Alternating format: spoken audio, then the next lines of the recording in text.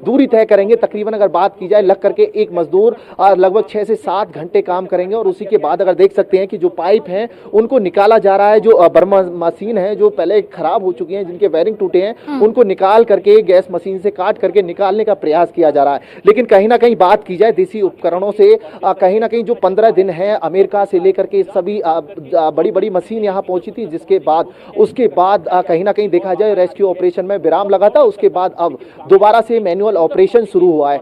कहीं ना कहीं देखा जाए जो प्रशासन अधिकारी हैं भारी तादाद में यहाँ तैनात हैं। मिलिट्री की बात की जाए, एनडीआरएफ की बात की जाए, एसडीआरएफ की बात की जाए, सभी टीम यहाँ पर मौजूद हैं। उत्तरकाशी की अगर बात की जाए तो पूरे देश की निगाह आज उत्तरकाशी पर टिकी हुई है। उन 41 परिवारों पर अगर दिवाली की बात की जाए, देखिए 12 नवंबर को यह हादसा होता है।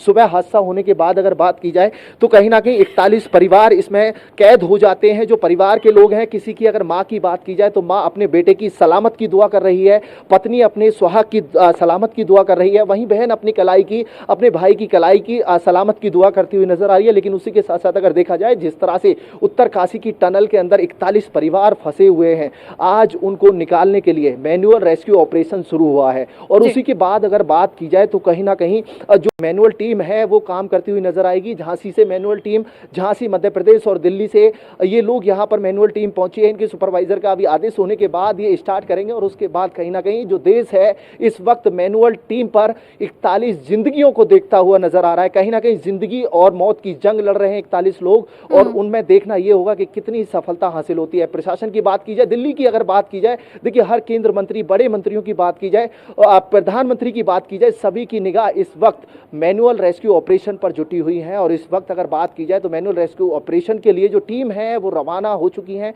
बात की जाए, देखिए ये वही टनल है, मैं एक बार फिर दिखाना चाहूंगा कि यहाँ पर बैरिकेटिंग लगा करके जो लोग हैं उनको रोका जाता है और उसके बाद जो नजदीक गांव के लोग हैं उनके लिए निकलने के लिए यहाँ पर व्यवस्था की जा चुकी है।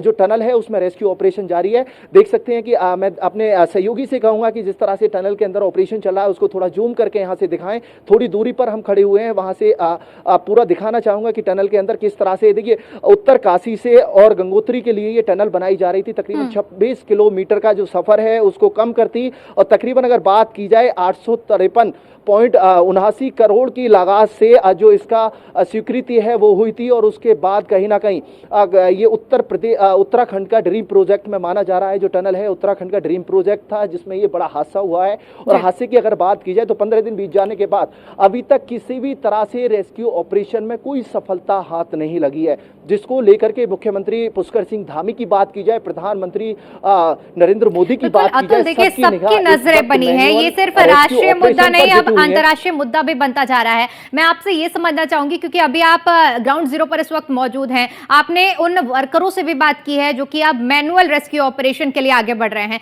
ऐसे में आपसे समझना चाहूंगी कि अगर मैनुअल रेस्क्यू ऑपरेशन की शुरुआत होती है तो इसमें कितना समय लगेगा, क्योंकि आप आंकड़े भी साझा कर रहे हैं कि 1 मीटर की दूरी तय करने में अमूमन एक मजदूर को कितना समय लगेगा। तो एक अंदाजा अगर निकाला जाए तो कितना समय लग सकता है इस मैनुअल रेस्क्यू ऑपरेशन में?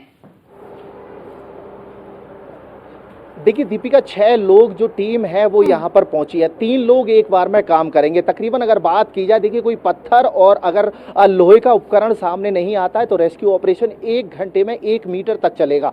3 लोग, एक जो व्यक्ति हुआ पहले वो खुदाई करेगा, दूसरा व्यक्ति जो दूसरा मजदूर होगा वो उसको भर करके वहां पर रखेगा, तीसरा व्यक्ति जो बैरिंग वाली मशीन है उससे उसको बाहर निकालने का प्रयास करेगा। उसी के साथ साथ कहीं ना कहीं देखा जाए तो तकरीबन अगर माना जा रहा है कि 2 दिन अभी ये rescue operation, manual rescue operation कम से कम 2 दिन चलने वाला है, क्योंकि 6 लोग हैं। तकरीबन अगर बात की जाए 18 घंटे 9-9 घंटे अगर काम करते हैं तो 18 घंटे काम करेंगे और उसके बाद 18 घंटे के बाद देखिए मजदूरों को भी रेस्ट चाहिए होता है, जो टीम है उसको भी रेस्ट चाहिए, रेस्ट के बगैर काम नहीं कर पाएंगे। तो तकरीबन बताया जा रहा है कि 2 दिन से ज्यादा का वक्त अभी रेस्क्यू ऑपरेशन में लग सकता है। तकरीबन अगर बात की जाए जो 41 जिंदगियां 16 दिन से जिंदगी और मौत को जूझ रही हैं, उनके लिए अभी तकरीबन 48 घंटे का और इंतजार करना पड़ेगा। जो मजदूर हैं उनका साफ तौर पर कहना है कि हमारी तरफ से प्रयास रहेगा, जिस तरह से अमेरिका और बाहर से आई मशीन फेल हुई है तो कहीं ना कहीं जो मैनुअल ऑपरेशन है उसी के तहत इन लोगों को 41 परिवारों को 41 जिंदगियों को बचाया जाए और निकाला जाए। हमें भी बड़ा गर्व होगा कि जिस तरह से पूरा देश एक तरफ जो उत्तरकाशी की टनल है उस पर निगाह बैठाए है, उस पर पूरे देश की निगाह है, जिसको लेकर के जो मैनुअल ऑपरेशन के कर्मचारी हैं उनका साफ तौर पर कहना है कि हम निकालने का प्रयास करेंगे। और उसी के साथ साथ अगर बात की जाए तो 2 दिन और अभी लगभग जो पीड़ित परिवार हैं जिनकी आंखें नम हैं, बताया नहीं जा सकता किस कष्ट से वो बीते 15 दिन से। देखिए, दिवाली पर हादसा होता है और देव दिवाली यानी आज अगर बात की जाए कार्तिक पूर्णिमा का दिन है, 15 दिन बीत जाने के बाद अभी तक कोई सफलता हाथ नहीं लगी है, किसी भी तरह की कोई सफलता हाथ नहीं लगी है। अगर 4.5 किलोमीटर की टनल है जिसमें दोनों तरफ से ऊपर से बात की जाए 2 रेस्क्यू ऑपरेशन चलाने का प्रयास किया गया था टनल के ऊपर से, और जो मेन पॉइंट है उससे ऑपरेशन चलाने का प्रयास किया गया था, लेकिन दोनों जगह से ही ऑपरेशन फेल नजर आया, विफल नजर आया। उसके बाद जो मैनुअल टीम है वो अब इसमें उतरती हुई नजर आएगी। देखना यह होगा कि जिस तरह से मैनुअल टीम क्या काम करती है, कितनी तेजी से काम करती है, और जो मजदूर हैं वो किस तरह से काम करते हैं। कहीं ना कहीं उन 41 परिवारों के लिए